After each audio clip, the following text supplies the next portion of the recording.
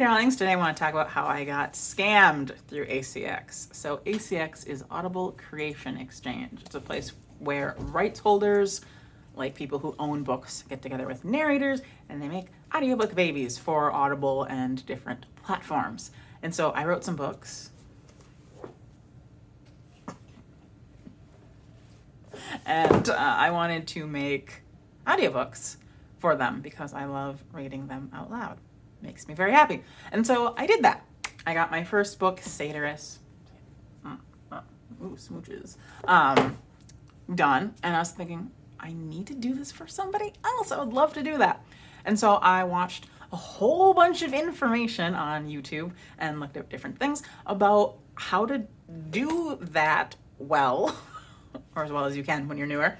And so there's one lady named Bailey Varnis who has amazing tutorials. They're super concise, they're super clear, they're like everything you need to know, like how to get even budget equipment that's still good, all sorts of great stuff.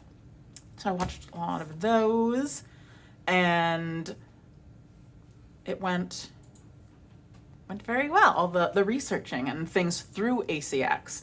So master classes from really like fancy narrators who have a lot of books under their belt and just tips and tricks and things. So just hours and hours and hours and hours and hours of things.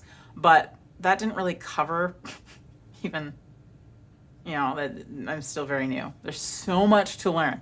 So anyway, I put in some auditions for different books, and there's books that are maybe a little bit more similar to mine, maybe more in the romance genre, and didn't get picked for those. I'm like, okay, that happens. Like, I know people are looking for such a specific thing. But there's one book that I saw. It's called NLP at Work, 4th edition, That Difference That Makes a Difference by Sue Knight. And I was like, oh my gosh, this is so interesting. Neuro-linguistic programming. I'm a psych major. So I was like, this sounds amazing. I'm like, yeah, it's nonfiction, but it should be fun. And it was really well rated on Amazon. I'm like, yeah, heck yeah, I'm going to put in an audition.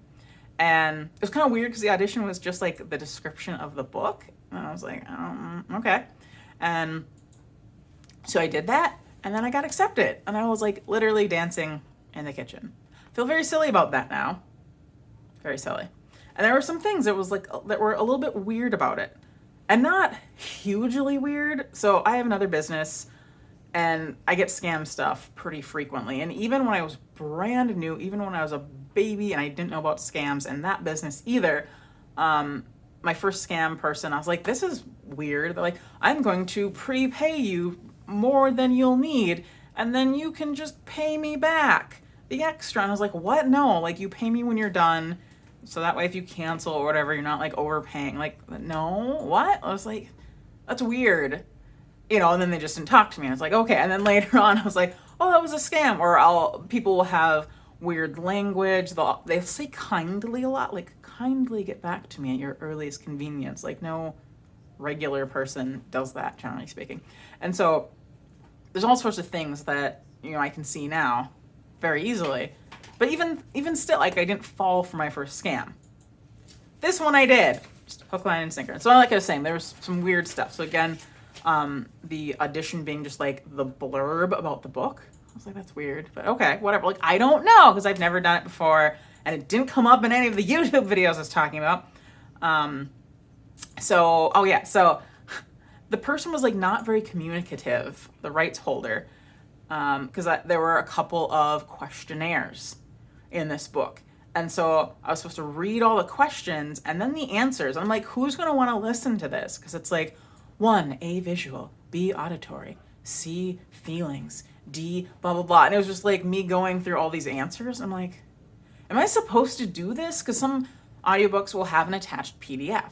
So if there's like C image, C8, like, well, you obviously can't do that. Like there isn't, you're not like looking in your, yeah. And so I messaged the right holder and I'm like, do you want me to read this questionnaire out loud? Like, are you going to attach a PDF that I can refer them to? And he was just like, oh, use your judgment. I trust you. I'm like, what? I don't know what I'm doing. I'm not going to say that. But I was like, this is the first audiobook I've ever done for someone else. Like, please tell me. I want to make you happy. I want to do a good job. So then I asked again, because then there were images in the book. And they're like, see image to the left. I'm like, what do I do? And again, for another questionnaire, I was like, answer this question about how this thing looks to you. I'm like, what do I do? So again, I ask him, I'm like, but there's images. Like, what do I do? And he's like, I trust your judgment. I'm like, really? So I thought that was weird, but I'm like, maybe this guy's just super busy. He's swamped. He doesn't really care about this book. He has like so many things under his belt. Anyway, I don't know. So I just said, please refer to the actual book. I didn't say it like that. I said it in a nice way, but something along the lines of, please refer to the book NLP at Work 4th edition to take the quiz, or whatever it was, And that's not how I talk. I don't know why I have to, NLP at Work. Like, anyway. So it ended up being 11 and a half hours finished. And that means it was at least like probably 40, 50 hours of work. So it was a bit, but I was like, I'm okay with that. Oh, another thing that was funny is that you upload your chapters as you do them, and then the rights holder can listen to them. I made some mistakes. And it was only towards the end where I'm like, I should really proof listen to these just in case. Like, he hasn't said anything, but I should double check. And I found mistakes, and I fixed them. But I was like, why is he not listening to these? Like, shouldn't he be doing that? That's weird. So anyway, I fixed those. I was like, well, maybe it's kind of good that he didn't notice. Like, maybe he's just waiting till the end. I don't know. But I was totally giving him the benefit of the doubt, just all over the place. And so I put it up there. It goes live. It sells, how many books? Like 20 some? I don't know. It sold some books. And I was like, cool. And another weird thing is the listing was wrong for it on Audible. Like, once it went live, it still said it was like an NLP book. But it's like, there's a chapter about comedy in this edition. I'm like, no, there's not. But I'm like, is it my place to, like, because I am naive and a kind of a people pleaser in a way where I didn't want to be like, dude, your listing is wrong. Like, what? And then I saw, this should have been another red flag. It was only after I did it that I saw that the author herself was going to narrate that same book that I had done in the future. And I was like, oh, what does that mean? Like, but I think she's British. So I'm like, did they want like an American version? And then the British I don't. Me. Like, I literally did not think it was a scam at all until I joined a group for ACX narrators on Facebook. And they're like, hey, post a link to one of your books. And so I'm like, okay, gone to Audible, I look up Kira Joel, and I see these two bad boys in audio form, but not the NLP book. I'm like, where is it? And so I messaged a friend where I'd sent them a coupon code for it. And I'm like, does it still show up for you in your library? And they're like, yeah. And they sent me the link back, and it said, oh, this is unavailable. I'm like, what?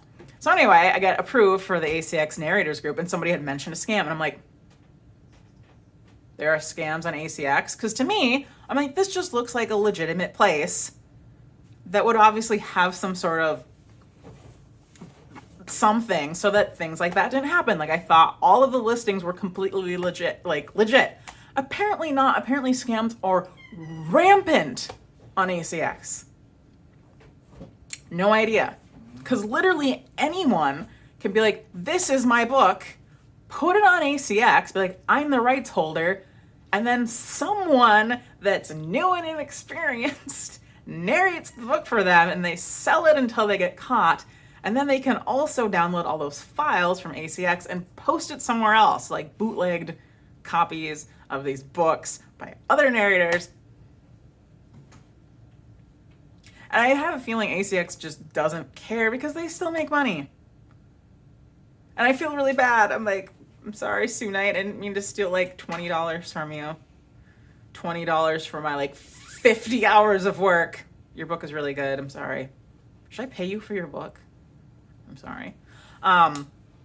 So yeah, there are scams on ACX. So I'm going to check my thing. We're almost dead. So one, if it's an older book with a lot of good Amazon reviews, probably a red flag. You can also check the rights holder if they have like no books under them. Red flag. If they have a dodgy audition script, red flag. Probably if they're not communicative, red flag. Another thing is there's like a little rights holders area where they'll have notes of like, this is how I'm going to promote the book. This is what I'm looking for, blardy blardy blah. If there's nothing there, another red flag. So now I know. Also, if there's like bad grammar or if the book itself seems kind of weird or jacked or janky, if it's gone through like something so the copyright thingies don't catch it. My manuscript was perfect. Like it was totally fine. If it had been weird English, I would have been like, but yeah, so those are things to look out for if you are an ACX and you're new. So please find people that are legitimate. Finding auditions seems really difficult.